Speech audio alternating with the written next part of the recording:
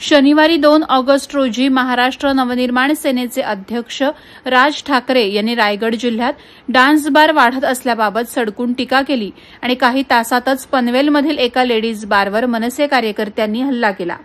कोन गावातील night rider या बारवर मध्यरात्री मनसेच्या कार्यकर्त्यांनी दांडके आणि काठ्यांसह जोरदार कारवाई केली। राज ठाकरे यांनी शेकापच्या मेळाव्यात बोलत असताना रायगड जिल्ह्याला छत्रपती शिवाजी महाराजांची राजधानी म्हणून संबोधून तेथे चालणाऱ्या डान्स बारांविषयी संताप व्यक्त केला। रायगडची ओळख डान्स बारच्या जिल्ह्याप्रमाणे होऊ लागली आहे असा ठपका ठेवत तेथील शासनाची उदासीनता त्यांनी स्पष्ट केली।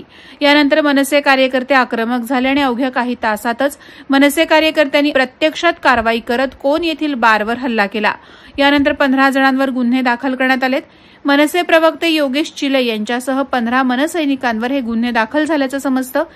डान्स बारच्या नावाखाली अनेक वेळा बेकायदेशीर शरीर विक्री, मद्यसेवन आणि महिला शोषणाच्या घटना घडल्यात। रात्री उशिरापर्यंत चालणारे बार अपघातांना कारणीभूत ठरले असून समाजात नैतिकतेचा आणि सार्वजनिक सुरक्षेचा प्रश्न उपस्थित होत आहे।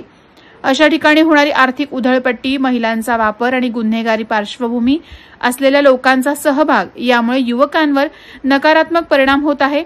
पनवेलपासून कोन परिसरात गेल्या काही वर्षात डान्स बारचं जाळं विस्तारलं असून पोलीस आणि प्रशासन यांचं दुर्लक्ष किंवा अर्थकारणातून अघोषित संमती असल्याचे आरोप जनतेतून होत आहेत।